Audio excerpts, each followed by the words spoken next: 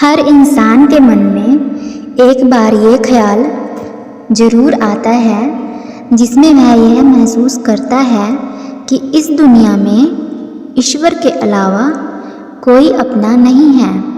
इंसान कर्म करने में मनमानी तो कर सकता है, लेकिन फल भोगने में नहीं।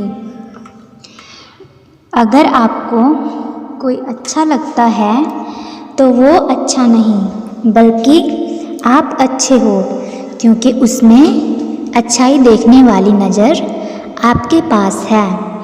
कल की फिक्र मत करो, जिस भगवान ने आज तक संभाला है वो आगे भी संभाल लेगा। अपनी तरफ से पूरी कोशिश करो और बाकी भगवान को करने दो। भगवान के सामने जो झुकता है वह सबको अच्छा लगता है, लेकिन जो सबके सामने झुकता है वह भगवान को अच्छा लगता है। ईश्वर आप पर तभी विश्वास कर सकते हैं जब आपको खुद पर विश्वास हो, क्योंकि ईश्वर बाहर नहीं, हमारे अंदर ही है। जब ठोकर खाकर भी ना गिरो तो समझ लेना ईश्वर ने तुम्हारा हाथ पकड़ रखा है। ईश्वर का जवाब भले ही देर से मिलता है, लेकिन लाजवाब मिलता है। ईश्वर हमारी परीक्षा लेते हैं, वो ही हमें उसमें पास होने की शक्ति भी देते हैं। ईश्वर पर आप तभी विश्वास कर सकते हैं जब आपको खुद पर विश्वास हो, क्योंकि ईश्वर बाहर नहीं, हमारे ही अंदर है। जो कुछ है तेरे दिल में सब कुछ उसको खबर है। बंदे तेरे हर हाल पर भगवान की नज़र है। ईश्वर वह नदी है जो आपको अच्छा लगता है, बल्कि वही आपको देता है जो आपके लिए अच्छा होता है। भगवान न दिखाई देने वाले माता पिता हैं और माता पिता दिखाई देने वाले भगवान हैं। एक भगवान आपके घर में भी होता है, जिसे हम माँ बाप के नाम से जानते हैं। जब आप एकदम अकेला महसूस करते हैं, तब भी आपके साथ भगवान होते हैं। अगर आपकी समस्या एक जहाज जितनी बड़ी है, तो यह मत भूलना कि ईश्वर की कृपा सागर जितनी बड़ी है। सच्चे मन से की गई प्रार्थना ईश्वर तक जरूर पहुंचती है। ईश्वर की उपस्थिति हर जगह है, सिर्फ इसे देखने वाला चाहिए। ईश्वर का कहना है, जब भी तुम अकेले महसूस किया करो तो मुझे याद किया करो, तुम्हारी तन्हाई दूर हो जाएगी। भगवान द्वारा ली गई हर परीक्षा सिर्फ इंसान की प्रगति के लिए होती है, और भगवान इस परीक्षा को खुद लेते हैं। झूठा दिखावा कभी नहीं करना चाहिए, क्योंकि भगवान हम सभी को बाहर और भीतर दोनों तरफ से जानते हैं। कुछ गलतियों को माफ़ करना भी कई बार सबसे बड़ी गलती होती है। पहचान से मिला काम थोड़े बहुत समय के लिए रहता है, लेकिन काम से मिली पहचान जीवन भर रहती है। सफलता का कोई मंत्र नहीं है, यह तो सिर्फ परिश्रम का फल है। सबको खुश रखना जिंदा मेंढकों को तोलने जैसा है। एक को बिठाओ तो दूसरा कूद जाता है। अकेलेपन में कभी मत डरो, क्योंकि पर्वत की ऊंचाई पर इंसान हमेशा अकेला ही होता है। समय आपका साथ तभी देता है जब आप समय का सम्मान करना जानते हो। कर्म करने से पहले ही हार मान लेना कायरता की निशानी है।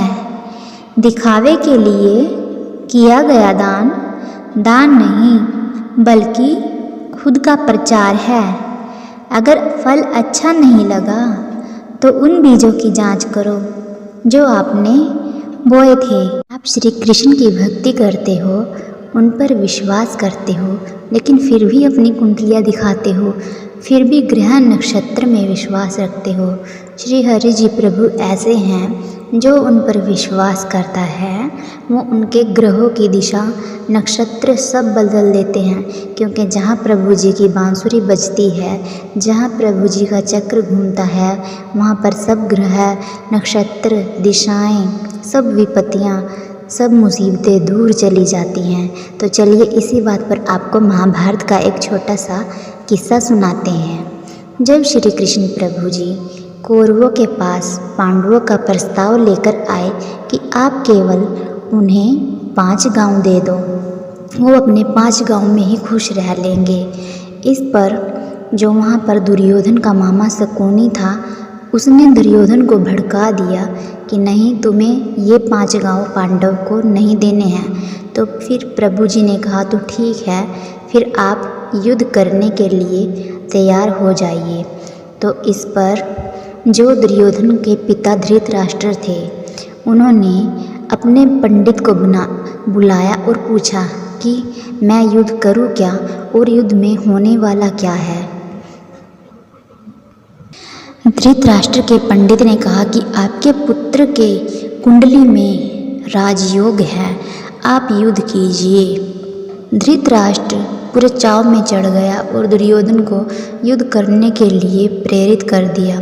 फिर महाभारत का घमासान युद्ध हुआ, जिसमें युद्ध के 2 दिन गए और बहुत से कौरवों का खात्मा हो गया। तब धृतराष्ट्र युद्ध की स्थिति देखते हुए चिंता में पड़ गए और उसने पंडित को फिर बुलाया। पंडित ने फिर कुंडली देखी और कहा कि आपके पुत्र के किस्मत में तो ये राजयोग है, आप युद्ध कीजिए। धृतराष्ट्र ने फिर युद्ध नहीं रोका और फिर युद्ध किया। फिर युद्ध में महानाश हुआ कौरवों का, और धीरे धीरे करके जब ये युद्ध 18 दिन को होने को आया तो धृतराष्ट्र को अपने पुत्र दुर्योधन की चिंता हुई। उन्होंने फिर से उस महापंडित को बुलाया। महापंडित ने कहा कि आपके पुत्र की कुंडली में तो महायोग ही है और इसको महायोग ही मिलना था, लेकिन कोई उस तरफ है जिसने ग्रहों की दिशाएं बदल दी है, जिसने गीते नीति को बदल दिया है, और अब आपके पुत्र की मृत्यु निश्चित है। तो देखिए, श्री कृष्ण जी भगवान ऐसे हैं, जब उनके भक्तों पर आती हैं, वो अपने भक्तों को देने पर आते हैं, तो वो नीति को, वो कुंडली को, वो दिशाओं को, ग्रह नक्षत्र को, हर एक चीज़ को बदल देते हैं। बस आप मुसीबतों में घबराइए नहीं। जब श्री कृष्ण जी आपके जीवन रूपी रथ के सारथी बन जाएंगे, तो आपके जीवन की सब समस्याओं का वो अंत कर देंगे। चाहे आपकी कुंडली कुछ भी है, चाहे आपकी नीति में, आपकी किस्मत में कुछ भी है, लेकिन जब प्रभु जी, जब श्री हरि जी चाहेंगे तो आपके सब नक्षत्र बदल जाएंगे, आपकी किस्मत पलट जाएगी और आपके जीवन की हर खुशी आपको मिलेगी। इसलिए प्रभु पर सदैव विश्वास रखिए, कभी भी अपने विश्वास। आज की वीडियो में इतना ही फ्रेंड्स, पर एक बार कमेंट में राधे राधे ज़रूर लिखें, क्योंकि एक बार राधे नाम भगवान श्री कृष्ण का 100 बार नाम लेने के बराबर होता है। और जो राधे नाम जपते हैं, श्री कृष्ण भगवान उनके सारे दुख हर लेते हैं। बोलिए राधे राधे।